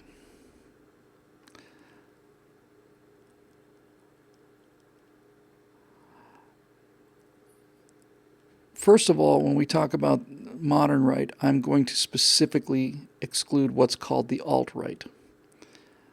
I think personally that a fair amount of the alt-right is just trolling, plain and simple. With that said, there are some really disgusting people on the alt-right. Anybody who used this word cuck is, I don't need to be on the same team as those people. But if you want to talk about the conservative movement as it exists now versus how it existed in 1980 or the 80s, we have had to sacrifice a number. You know what? I don't even think that's true. I was going to say we've had to sacrifice a number of our principles, but I'm not entirely sure that's true. The way I see it is this: the 2016 election and everything that's happening since the 2016 election is a result of the right slowly beginning to understand the depths of their cultural defeat. That's why the election of Donald Trump was, it's either a last gasp or it's midway. It's one or the other. Donald Trump is so despised by the left because he's the only person that the Republicans have ever run that I can see. Well, Reagan's an exception. Reagan and Trump are both. Well, that's an interesting comparison between the two. Reagan was just an actor. Started out as an actor. He was a Democrat, and he was a patriot. He said, "I didn't leave the Democratic Party. The Democratic Party left me." President Reagan on this General Electric tour. He was speaking around the country. GE was paying him. He was going to little towns. He's sitting in his bus at night, and he's writing out. He's becoming a conservative. He's figuring it out. I had the exact same experience as him. Just basically through talking to people, things got clearer, and talking to people, some things made sense and others not, and so on and so forth. So Reagan was a intellectual. He wasn't an intellectual giant, but the beauty of this is it doesn't have to be. It's pretty simple, really. Get the government off our backs. Trump is much more. I'll go with what I was originally. He's much more tainted than this. He's got a lot more big government tendencies. I don't think Donald Trump understands really the essence of the thing. He's got a lot of tendencies I see sometimes to like the big government solutions, but that's not the point. You go to war with the army you have, and Trump was the only person that could have won that election. And Trump is the only person that could have smashed this media information complex. Fight's not over yet by any means. As we record this Wednesday night, Steve Bannon called Trump's association with the Russians treasonable. I've been saying from the beginning that Steve Bannon is one of the worst people that ever lived. Steve Bannon is is a lunatic, and he is an unpleasant man. I've met him many times, and I've had secondhand business dealings with him once, and he is and has been and will continue to be an awful person, a terrible person. But put that aside for a minute. Trump is the only person, so we're talking about modern conservatives. Trump is the only person since Reagan to be able to beat the left at what the left is good at, and it's for the same reason. Donald Trump was on television, and Ronald Reagan was in the movies. Both of them are media communicators. People say Ronald Reagan was just an old idiot playing the president. No. Ronald Reagan was just an older man playing the president. There's nothing idiotic about it. He was playing the role of President of the United States. He did it beautifully. Trump is not playing the role of the President of the United States beautifully at all. But Trump is a product of reality TV. Ronald Reagan had that kind of elegance that comes from scripted Hollywood movies and the beautiful soft lighting and the studio system and Claude Colbert and all of that Hollywood gloss Reagan grew up with. So that's the kind of communication he knew. But Trump is a product of reality TV, and there's no soft lighting on Donald Trump, and there's no delicate editing, and there's none of that. Donald Trump is a available light, camera, raw image guy, and he understands the modern audience, and he understands media. The thing that the left will never understand, and it took me a long time to believe it, but I've come to believe it, is that whether he's aware of it intellectually, let me rephrase that, he's certainly aware of it, whether or not he sits and plans it like a master three-dimensional chessman, or whether it's more of an instinctual thing, and I suspect it's the latter. Trump understands, and certainly played the entire election like a violin, by understanding that there were things that he could say that his supporters believed, but say it in such a way that would drive the left barking mad. And by having the left go barking mad, they would just cover it, and they would keep covering it. He worked the publicity machine like no one I have ever seen. That's actual genius. It's genius, the way he handled the press. And now we're in the middle of the fight, right? I mean, the election was the big wake-up call, and the media is now in this, the news media and the pop culture is now in this, they're pot committed. Everybody's all in, both sides all in. And Trump still manages to sucker them out. And the verdict is still out on this one.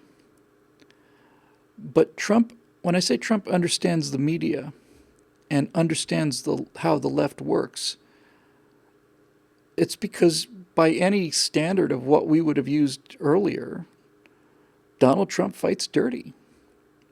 But when you have, Marquis of Queensberry's rules and you're Gentleman Jim, and you're standing there against a guy who brings a knife to a boxing match and uses it to shiv you in the ribs while you're turning around to shake hands with him or something, then all of a sudden you realize, well, Trump may be a dirty fighter, but it's a dirty fight.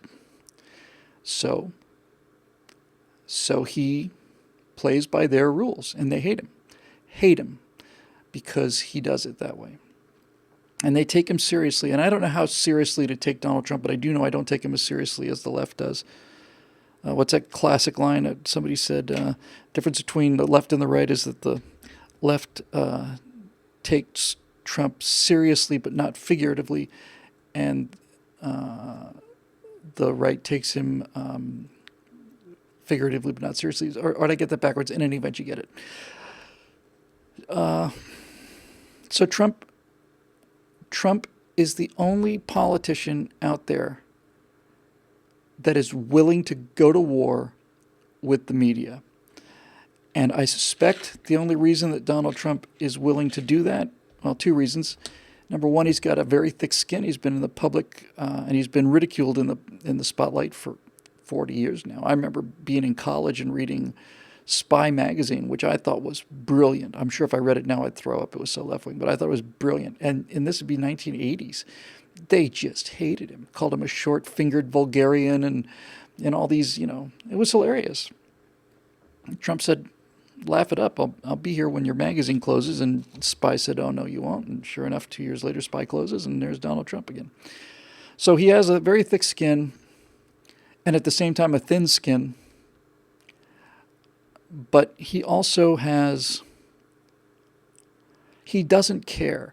I think Trump is, I think a guy, put aside the politics of Trump, I think a guy who is, not seriously, and yes, literally and figuratively, sorry about that.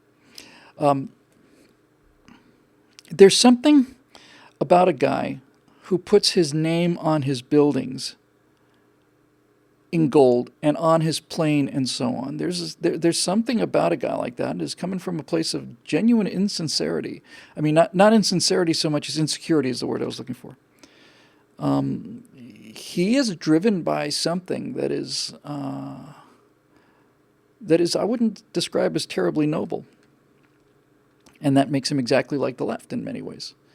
So what you have was an election in 2012 where you've got a very rich Republican running away from his money and saying, well, I don't really make all that much money, which everybody knows is a lie, and is just basically Mitt Romney running away from everything he's supposed to be defending, which is wealth creation and all the rest of it. Then all of a sudden in 2016, you got a Republican who's not only saying, he's not only not saying I'm not a rich guy. He's saying I'm much richer than you think, and the way to get Trump is not to accuse him of being rich. The way to get Trump is to accuse him of not having as much money as he claims to have. He can't stand that. It's a real weakness of his. But he is the only guy who I have ever seen out there who just doesn't care. And I think one of the things about, and I think there's some, I think you can pretty much sum up Trump's effectiveness with this one particular example. Once again, the left got vapors because Trump referred to the White House as kind of a dump. Kind of a dump? What? Why, Michelle and Barack Obama lived there for the last 8 years. And Trump says, yeah, it's kind of a dump. And it is a dump. And to Trump, it's certainly a dump. The office of the presidency, the Oval Office, all of this stuff is a big step down for him. He doesn't much care. I think that's really that's what it was. I think the reason that Donald Trump got elected was he was the first politician I've seen in forever who struck me as not really caring much whether he got it or not. Didn't really need the job,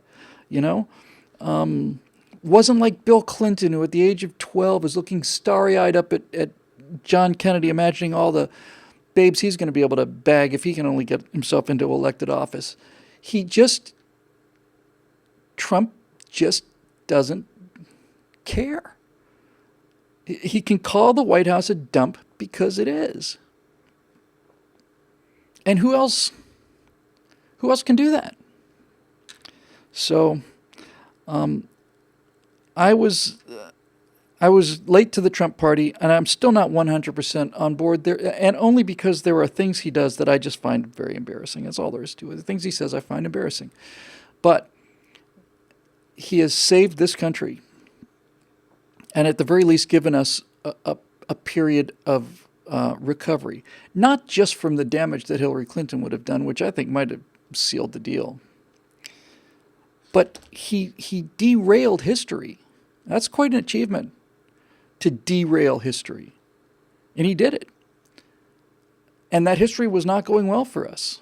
And so the main reason the left is so violently against him is because he took away their future, at least for 4 years.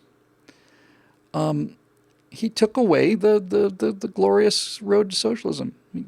He got the American people to get up on their hind legs and disagree with our media overlords. And they're going to try and destroy him for it. And they may succeed. And they may not. I do think that if I was going to tell you how the battle was going at the beginning of the second year, of a 4-year and perhaps an 8-year war as we enter year 2 of this battle. I would say that Donald Trump has not scored as many victories as he could have scored, but the attacks on him, I think, were, I think the whole Russia thing, independent, the investigators, special counsel, and all the rest of it. I think that is the left's haymaker. I think that's the best punch they have or are likely to have, and so he seems to have weathered their haymaker easily. Here's what's going to determine this fight, and this is why I'm actually hopeful. And this will be our final comments for the night. If Barack Obama had shown the economic growth that Donald Trump had shown in the first year, if he'd done that over 8 years, they'd call him a savior. Donald Trump did in 8 months what Barack Obama couldn't do in 8 years. The economy is booming. Jobs are up. Unemployment's down. Confidence is at a 20-year high. And he got the tax cut, which was an important political win, because if the president is perceived as losing all the time, then what kind of a deal maker is Trump anyway? But I've been saying for the last 8 years that the economy is this compressed spring just waiting to grow. And I think that just by getting the tax cut, Donald Trump has won the war, even if he wins it posthumously. If he has had this much economic growth under Obama policies, then you wait and see what happens when a tax cut comes into play next year. First of all, the American people are going to go home with more money than they had the previous week. That's going to be a shock for most Americans. And they're going to like that a lot. But if you think the economy is growing now, and it is, wait till you see what happens when corporations aren't paying 33%, they're paying 20% like every other corporation in every other country in the world. I suspect that this economy is going to grow so fast and so remarkably that right around the time that re-election is appearing, things are going to be humming. Now they're already saying, "Oh, this is to me is the most pathetic thing." But the people are saying, "Well, the economy is picking up now because only now Obama's policies are finally taking effect." Really? Well, then those are crummy policies if they take 8 years to come to effect, because Trump's policies took effect in 3-4 months.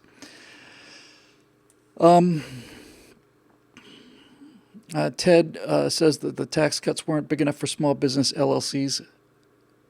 Amen, brother, because this is a small business LLC, and we're not seeing much of a benefit from this at all. But I am convinced that it's good for the country, and so I think that the war of Donald Trump versus the media will be played out by people's paychecks in the next 2 or 3 years.